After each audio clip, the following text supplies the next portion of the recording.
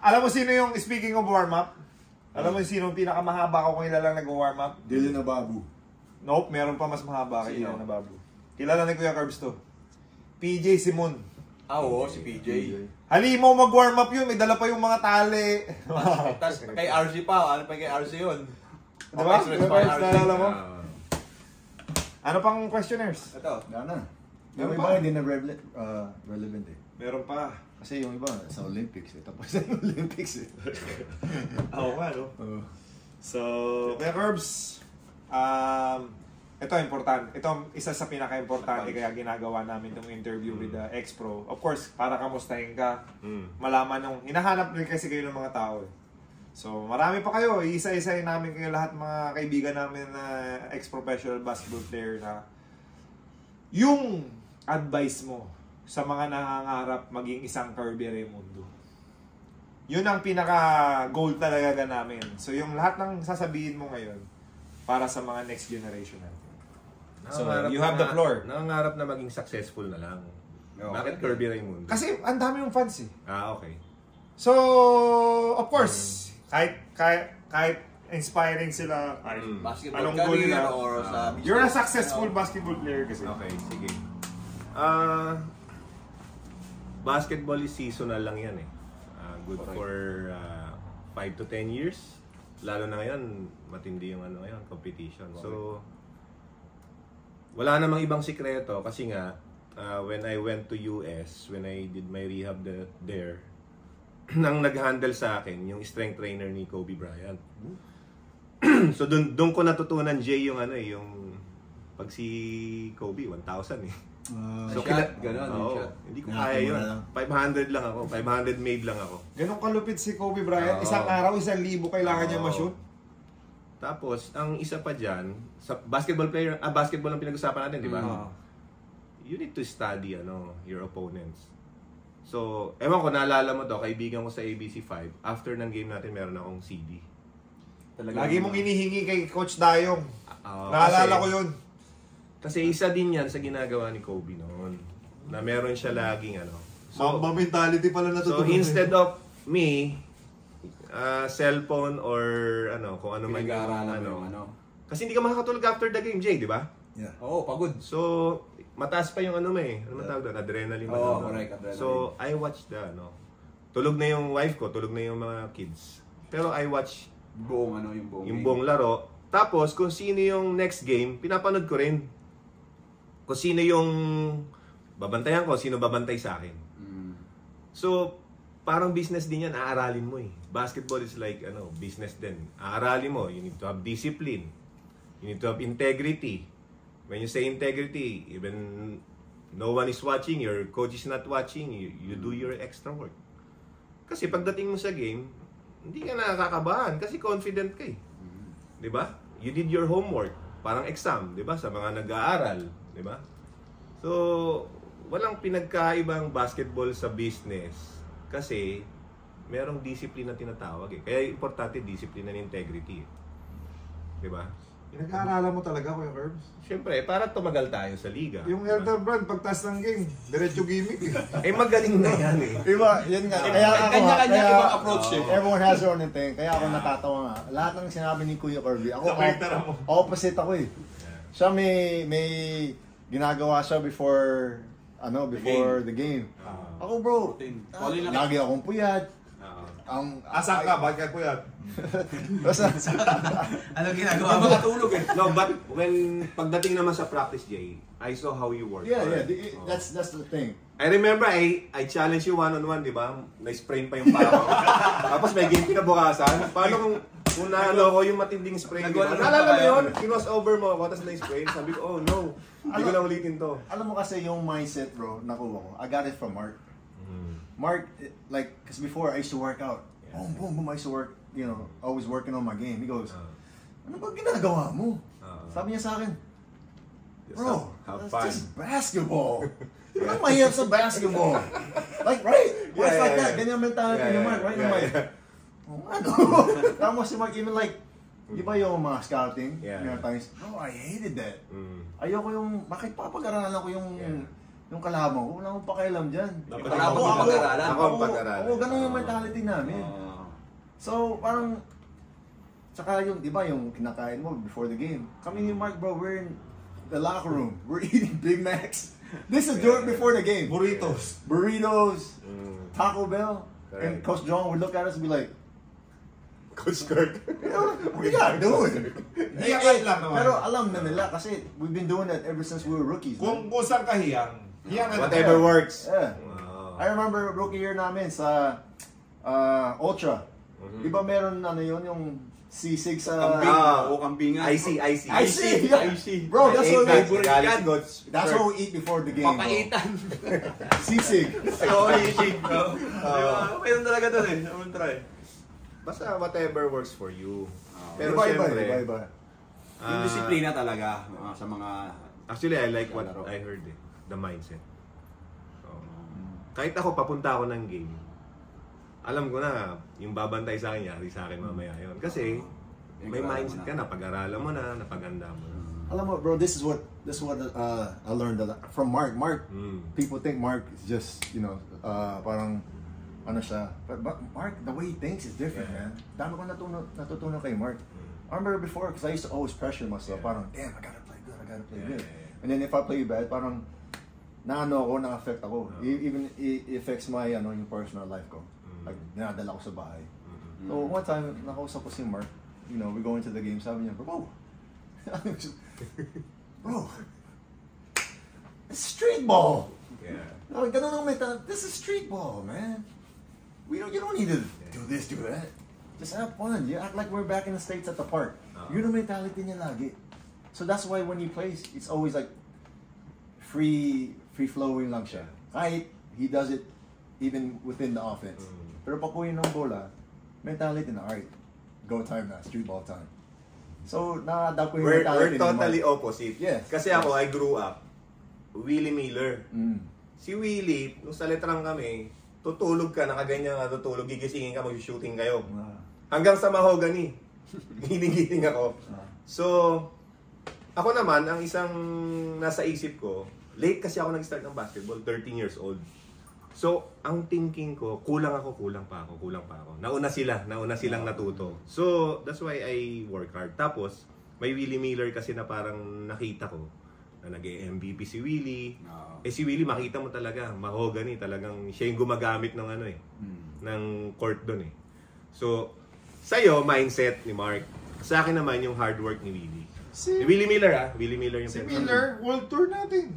Example, World Tour natin, exhibition game. In Canada.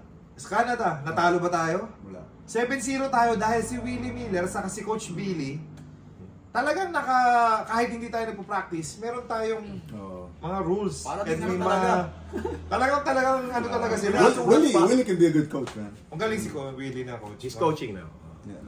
Siya yata ang coach ng Letran. Juniors ng Letran. Tsaka yan, Willie's one of our, kami ni Mark. He's one of the people that, like Jimmy Alapag, guys like that, were like, yo, if we want to be considered the best, these are the guys that we have to beat. Kasi ang galing ni Willie. Consider nila talaga sila. Of course, man. Every time we play Willie Miller, Jimmy Alapag, mga ganong players, we're like, bro, man, if we want to say that we're one of the best, man, we gotta beat them. They're the ones that we gotta beat. Yun ang mentality namin. So, Danny Aiden, nung college ako, tinatanong ko yung trainer nila sa Red Bull, anong ginagawa ni Danny? Nag-i-squat daw yung mga 2 plato. Di ako naman pinipilit ko sa rin. Ba't ang bigat ng bubuhat? Hindi ko kaya. So, anong ginagawa ni Danny ay tinatanong ko si Coach Meng, yung trainer nila sa Red Bull. Gagawin ko rin sa Letran, pero ang hirap.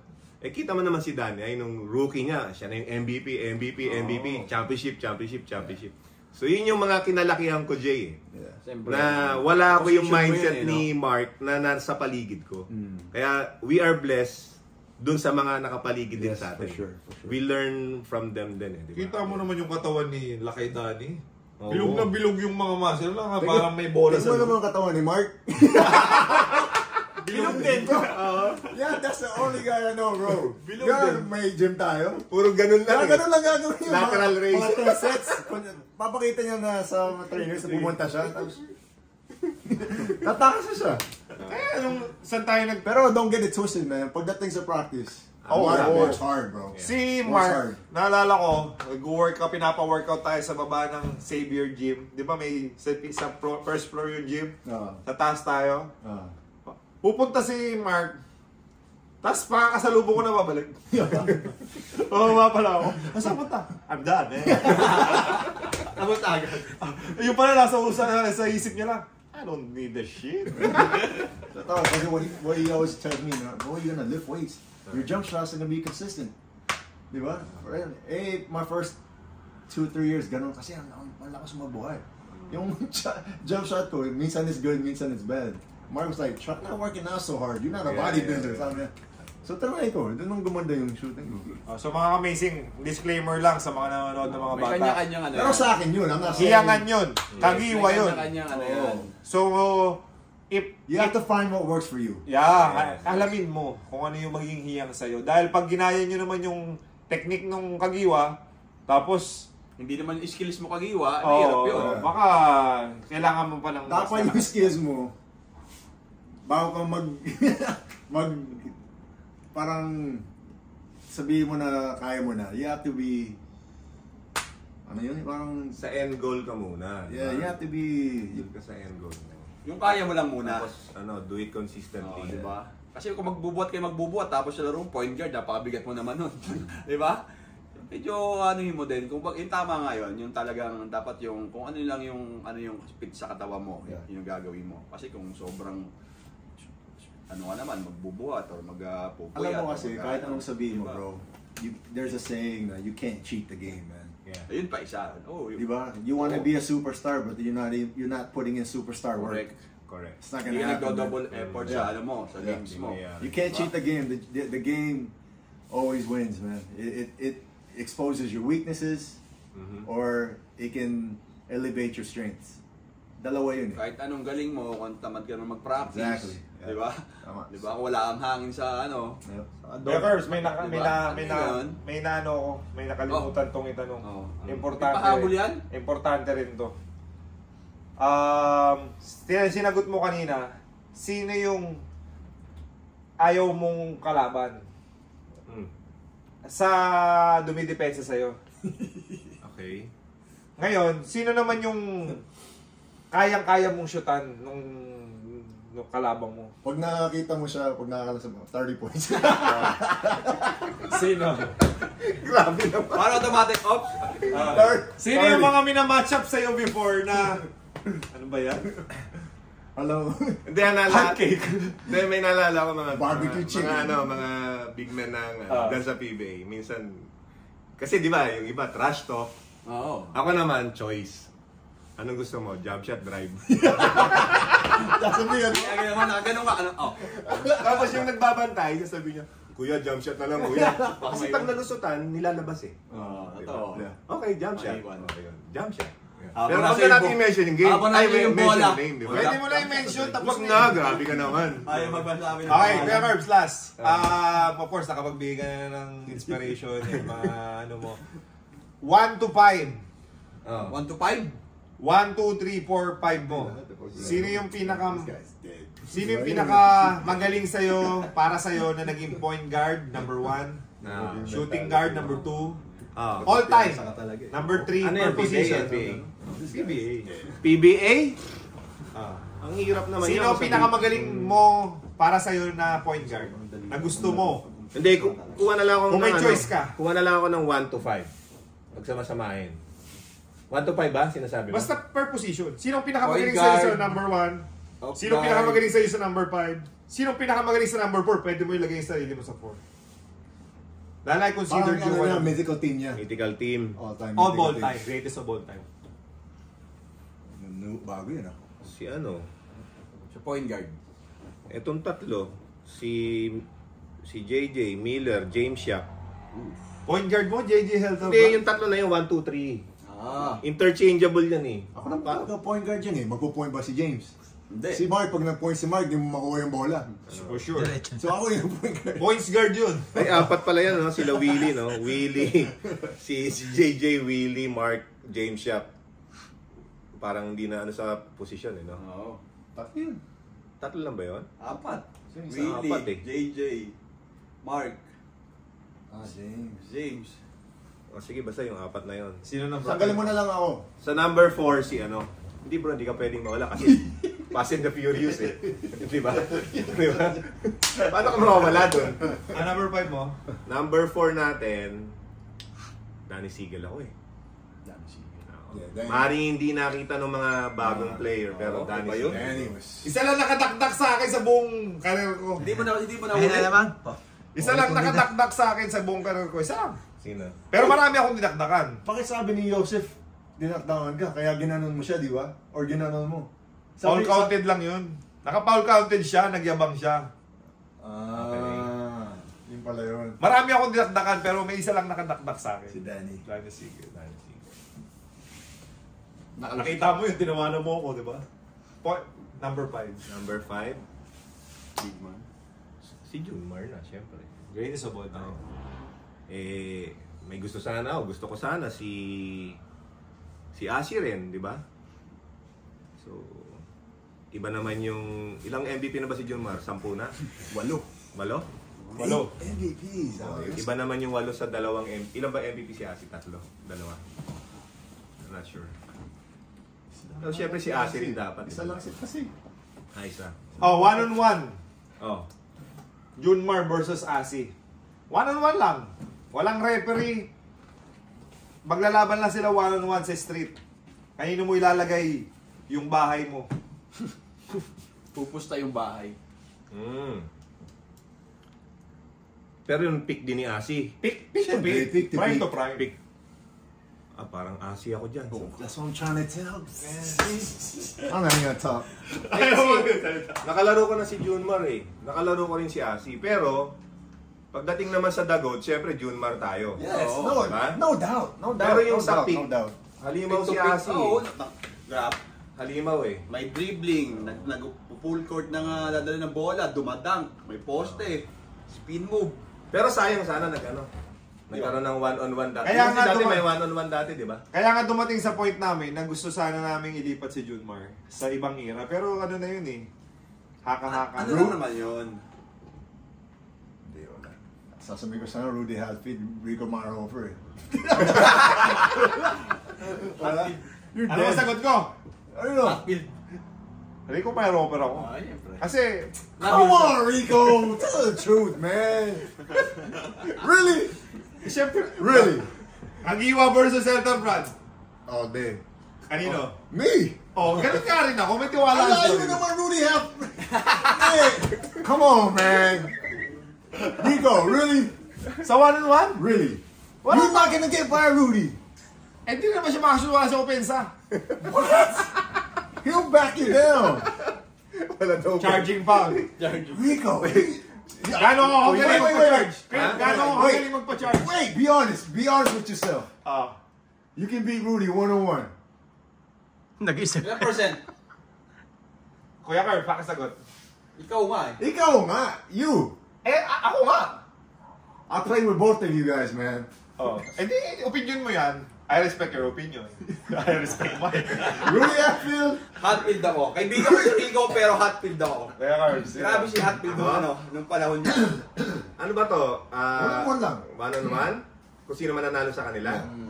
Oh, no, right, like, Prime to prime, one to prime five. to prime. Bro, honestly medyo bias ako kay Rico. Why? I cannot score on Rico. Sa practice I can score on Rudy. Pero pagdating sa strength, syempre Rudy. Diba? The speed. But I love you, Rudy Sino mas lamang sa amin sa speed? Rudy is not slow, man. Kami nga, sa aming dalawa lang. Kasi if Rudy will do the offense, kaya niyang kaya niya may stop eh. He's very good in playing big man against big man. Nung naging teammate mo You kasi know ako, who's our Wesley. stopper versus Danny Siegel? Siya ang stopper namin kay Danny. Naging teammate mo ako, injured ako noon. Galing akong ACL noon. Kaya naman pala. Hindi mo alam paano pinagdadaanan pag galing ACL. So mawawala na yung confidence mo noon. Pingris, sub, siya papasok. Kaya nga siniko siya sa mukha ni Danny Siegel. Nainis na. Lahat sila sinisigo. So, at least. I would want to see that. I would pay to watch that game. Or to watch you and Rudy play one. Uwi daw si Rudy eh. This year. Hindi mo naalala yung time na Hinebra tayo. Tapos ako yung pina-first 5 ni Koshot. Tapos nagwala si Rudy. Tapos nilapitan ko si Koshot. Sabi ko kay Koshot, Coach, ibaba mo na lang ako sa second 5. I-first 5 mo si Rudy para hindi na tayo nag-aaway-aaway. Grabe ka. So, ganun ako sa team. Unselfish. Alright? Selfless. Alright, so Alright, tapos so na tayo. May mga questions ka pa ba? Ikaw, Gax. Okay na ako. Well, Curbs, yung content natin, 3 sa'yo. 3. Isa sa business, isa sa basketball, ito yung pang-3. Yung Tapos pag ayaw niyo tong content, may isa pa. Laging 3 yung content. Diba? So, mga-amazing kung hindi nyo pa nakapanood yung number 1 content, number 2, pangatlo to eh. Okay, so Kuya Curbs, thank you so much for... Thank you for Ngayon, having me. i-treat ka namin ng kahit saan mo gusto. Uy na, kayong teritoryo to. Kung saan nyo alam na masarap. Jay, kung saan masarap. Ano ba? Oh, mga ka-amazing, nandiyan pala kayo. Narinig niyo na ba yung GameX Sports? GameX Sports is the official online ending dito sa Pilipinas. Yung 20 pesos mo, pwede maging 1,400. Meron dalawang option. May traditional ending and Lucky 4. Sa Lucky 4, pwede ka pumili ng 4 na number, Lotto style. If you want more information on GameX Sports, just scan the QR code. Or may isa pang option. You can visit www.gamexsports.com.ph. But guys, remember, laro tayo responsibly. Amazing.